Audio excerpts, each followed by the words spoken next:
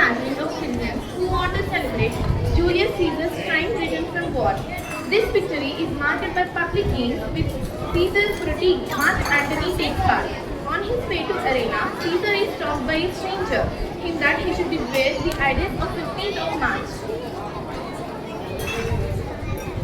March 15th has come. Yes, Caesar, but the day is not over. Hail Caesar. Read. Trebonius would like you to read his humble request for help when you have some time. Oh Caesar, read mine first, for my letter actually pertains to you. Read it, great Caesar. I leave whatever pertains to me to the last. Don't delay, Caesar, read it immediately. What is this man crazy? Sir, stand aside. What? Are you trying to give Caesar your letter on the street? Do it at the capital. Cassius and Casca and their allies planned false documents to manipulate Brutus to join their cause and remove Caesar. After doing so, they visit Brutus every night in his home to pursue their views. There, they plan the death of Caesar. Brutus is troubled but refuses to be confided to his devoted wife Portia. On 15th March, Caesar's wife Calpurnia urges him not to go to the Senate. She has had visceral dreams and fears the portents of the overnight storms. I hope you have found success in today. What efforts, Populus? Good luck. What did Populus Lena say? He wished that our efforts would succeed today. I'm afraid our plan might be discovered. Look, he's approaching Caesar. Watch him. Casca, we are afraid our plans might be stopped. Brutus, if I can't kill Caesar, I will kill myself and I will die. Cassius, be calm. Populus Lena isn't telling Caesar about our plot. Look, he's smiling and Caesar's expression hasn't changed. Yes, Trebonius knows what he should do, so he is taking Antony away. Caesar is nevertheless persuaded by the flattery to go to the capital. At the capital, he is stabbed by each conspirator in turn. As Brutus gives the final blow, Caesar utters the famous phrase, "You too, Brute." Where's Metla Simba? Now it's the time to present his petition to Caesar. They are speaking. Move up, close and second his petition. Casca, you raise your hand first. Are we all ready? What are the problems that Caesar and his Senate should deal with? Most highest, most powerful, and the most greatest Caesar, I, Metla Simba, kneels before you with a humble heart. I must stop you, Simber. Your kneeling and over humble courtesies might flatter an ordinary man to turn the Roman law into child's game. But your brother was banished by decree, and if you beg and flatter for him, I'll kick you like a dog out of my way. So, don't think you can influence Caesar. There is no voice worthier than my own to sweetly ask the great Caesar to repeal the banishment of my brother. Caesar, I kiss your hand, but not in flattery, as I also wanted you to repeal the banishment of Publius Simba immediately. What, Brutus? Caesar, pardon Publius, pardon him. I throw myself down and I beg you, please give his citizenship again. I am as steady as the northern star, whose stable and immobile quality has no equal in the sky. The skies are filled with countless stars. Each star is made up of fire, and every single one shines. The world is of the same way. It's full of men. Men are flesh and blood, who are capable of understanding. But out of them all, there is one who is beyond questioning and immobile, who never shifts from his position. I am that man, and I will show you in this way that I am resolved that Simba should be banished, and I am resolved that he should remain banished. Oh, Caesar. Enough! Would you try to lift up Mount Olympus? Great Caesar. Why are you kneeling before me when Brutus kneeling is in vain? Hands speak for me.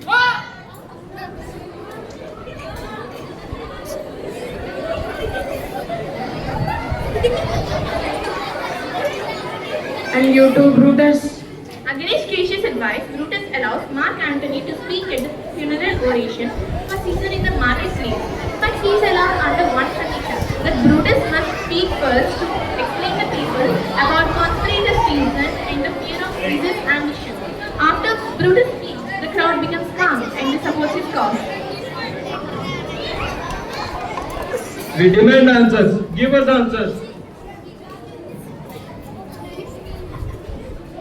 Then follow me and listen. We'll give the reason behind Caesar's death. Cassius, go on to the next street. Split up the crowd. Those who want to listen from me can stay here, and those who want to listen from Cassius can follow him. We'll give the reasons behind his death publicly.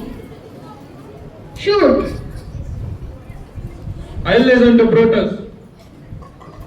I will listen to Cassius and then compare what they have said. Noble Brutus has walked up to the platform. Go ahead. Be wise in your judgment of me. Keep your minds alert so that you can judge me wisely. Is there any friend in this assembly who is dear friend of Caesar? I would say that my love for Caesar was not less than his. But if he asks why I rose against Caesar, it is my answer. It is not that I love Caesar less, but it is that I love Rome more. Would you prefer that Caesar is living and we would all want to die as his slaves? Or would you prefer that he is dead and we will all live free? If there are any who are so right that he wanted to be a slave, let them speak, as they are the one that I have to offend them. None, Brutus, none. No one, Brutus, no one. Then I have offended no one. I have done no more to Caesar than you would do to me. Here comes Caesar's body marked by Mark Antony, who thought he has no part in killing Caesar but got benefited from it. Who got full citizenship and commonwealth, and of which you and I will not be supposed to. Live, Brutus, live. Live. Let's carry Brutus in triumph to his house. Let's build a statue of him near those of his ancestors. Let him become Caesar. Let's carry him to his house with shouts and celebrations. My countrymen, Quiet, silence, Brutus speaks. Hey, quiet. be calm. Let me live on my own and you stay here with Antony. Give honor to Caesar's corpse and Antony's words about Caesar's glories. Don't leave until Antony have completed it, except for me. We'll stay. Let us listen to Mark Antony. For Brutus' sake, I'm indebted to you. He says for Brutus' sake, he found himself independent to all of us. He better not say anything bad about Brutus. Caesar was a tyrant. You noble Romans, Hey, quiet. However, Antony in his speech questions the motives of the conspirators and reminds the crowd about the Caesar's benevolent behavior towards the refusal of the acceptance of crown. And also Caesar reads them the will of the Caesar and says that and explains to the crowd that the Caesar leaves all his wealth and money to the people of each and every Roman citizen. And then the speech of Antony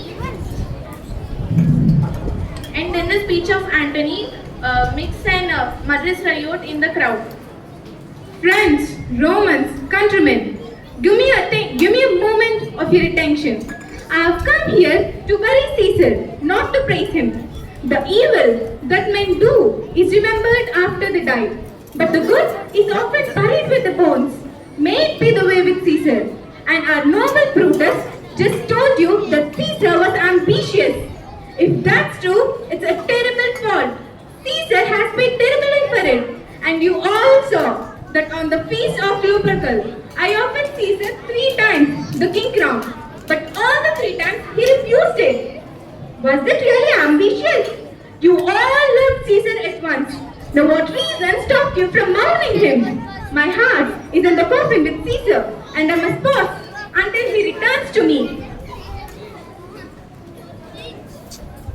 A lot of what he says makes sense.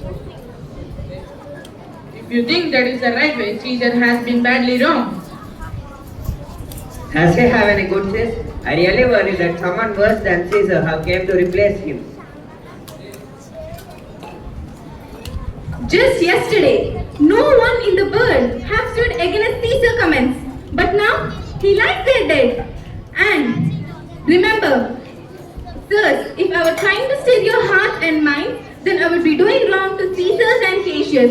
As their honorable men, I will not do them any wrong. By the way, here is a will that here's a paper with Caesar's seal in it. I found it in his room. It's a will. If the public were to know what's there in this will, which, excuse me, sirs, I'm not planning on reading this will to you. They would go and give Caesar wounds, and they would dip their handkerchiefs in his blessed blood. They would beg for a lock of his hair to remember him by. And when they died, they would include the handkerchiefs and hairs in their will, passing through their own hairs as treasured inheritance.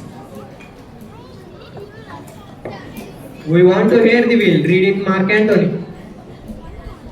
Have patience, noble friends. I must not read it. It's not right for you to know how much Caesar loves you. And you are not a wood, you are not a stone. You are a man. Being a man, if you know what's there in this will, it would definitely anger you. We want to hear the will which is written by Caesar. Will you be quiet? Will you be patient for a while? I have said too much in telling you about it. Now, I'm afraid to wrong such an honorable man whose daggers have stabbed Caesar, and I really fear it. Oh, what a heartbreaking sight. Oh, noble Caesar. Oh, what a sad day. Oh, what a murderers and villains. What most bloody sight. We will revenge his death. Sweet men, good men, don't let me stir you up with a sudden surge of revolt. Those who have done this deed are honorable. They are wise and honorable and will give you any reasons for their actions without a doubt. And you know, I am a plain blunt man who loves his friends. I am not here to steal your loyalty, my friends. And I'm not here to steal your loyalty, my friends. You know, I don't have any cleverness, body language, vocabulary, reputation to steer man to a passion. And if I were Brutus and Brutus were me, then that Antony would definitely fill your spirits with rage and inspire even a single stone in Rome to raise up and rebel. We'll revolt. Let us burn Brutus' house. Come, let's find the conspirators who have killed Caesar. Here you can see our noble Caesar.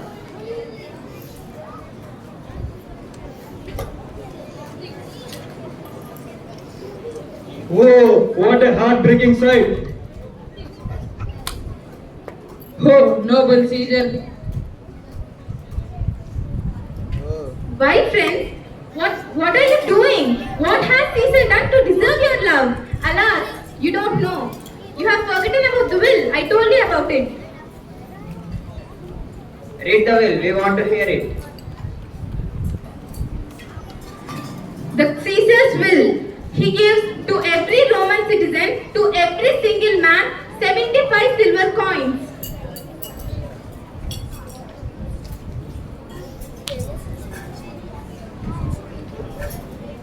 Oh, poor Caesar.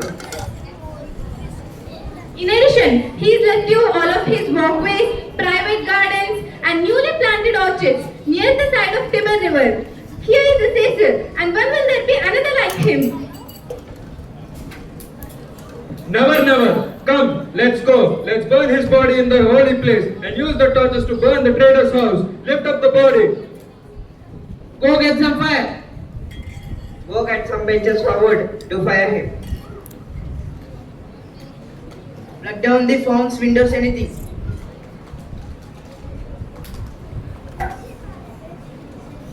Thank you.